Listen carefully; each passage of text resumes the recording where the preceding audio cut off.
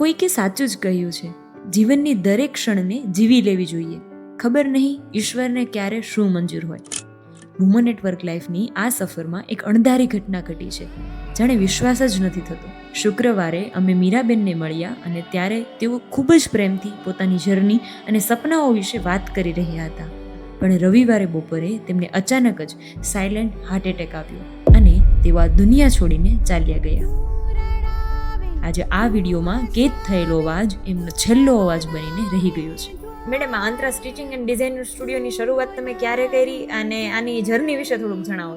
અમે આની શરૂઆત 1 વર્ષ પહેલાં કરી હતી અને મારે પહેલાં હતું 9 વર્ષ પહેલાં હું ઘરેથી કરતી હતી અને છેલ્લા 1 વર્ષથી મેં અહીંયા સ્ટાર્ટઅપ કર્યું છે. મારા હસબન્ડ હીરામાં હતા, એને ધંધામાં થોડુંક ચેન્જીસ કરું તો એટલે એને મેં મારી સાથે લીધા છે. અમે બે મળીને અત્યારે આખી શોપ ચલાવે છે. હું નાની હતી ને ત્યારથી જ મને સિલાઈમાં શોખ હતો. પહેલાં મારા ફઈ સીવતા હતા, એની પાસે મારા મમ્મી શીખ્યા, મારા મમ્મી પાસેથી હું શીખી છું. એટલે મતલબ મારા પિયરમાં જે કોઈ પણ લેડીઝ છે ને બધી સીવે છે. મારા આંટી છે, મારા ફઈ છે, મારી બેન છે. હા, આખું ફેમિલી સ્ટિચિંગમાં છે. કેમ કે મારા દાદાનું એવું કેવું છે કે આપણી ઘરની કોઈ સ્ત્રી છે, મતલબ વહુ છે કે છોકરી છે, એને પગભર હોવી જોઈએ.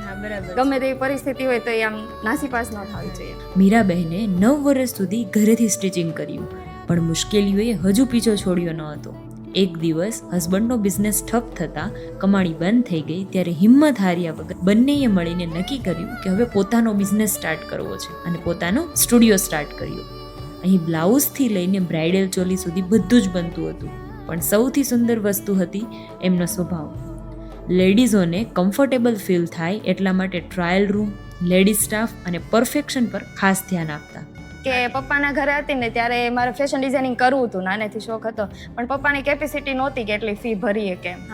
એટલે પછી એ ફેશન ડિઝાઇનિંગ છોડીને ખાલી સ્ટિચિંગનું ચાલુ કર્યું. સ્ટિચિંગ કરતાં કરતાં એમાં મને ઇન્ટરેસ્ટ થોડોક વધારે લાગ્યો, એટલે પછી એમાં નવું શીખતી ગઈ. અહીંયા સ્ટિચ કર્યા છે લેડીઝના બધા જ ગાર્મેન્ટ, મતલબ કે બ્લાઉઝ છે, ચોલી છે, ડ્રેસ છે, ગાઉન છે, વેસ્ટર્ન વિયર, નવરાત્રીની ચોલી, બધું જ ડ્રેસ બધું જ અમે સીવી આપીએ છીએ. અને પ્લસ કે અમે જાતે ચોલી ડિઝાઇન કરીએ છીએ, એટલે રેન્ટ પર પણ આપીએ છીએ. બ્લાઉઝ રેન્ટ પર જોતા હોય તો મળી જાય, ચોલી મળી જાય, અથવા તો કોઈને કસ્ટમાઇઝ કરવી છે તો એ પણ થઈ જશે. મીરા મેમનું ફેશન ડિઝાઇનિંગ શીખવાનું સપનું તો અધૂરું રહી ગયું, પણ એમની સ્કિલથી તેઓ ઘણી બધી વુમનને કોન્ફિડન્સ આપીને ગયા.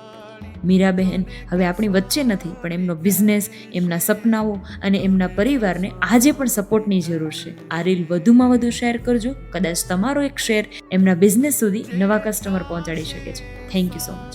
મીરાબેનનો કોન્ટેક્ટ કર્યો અને હું અહીંયા કામ કરવા આવી. એટલે મને અહીંયા મજા આવે છે, કામ કરવાની મજા આવે છે. પછી એ મેડમનો સ્વભાવ સારો અને એ મારી દીકરી જેવી મને લાગે છે, એટલે મને બહુ અહીંયા ગમે કામ કરવું.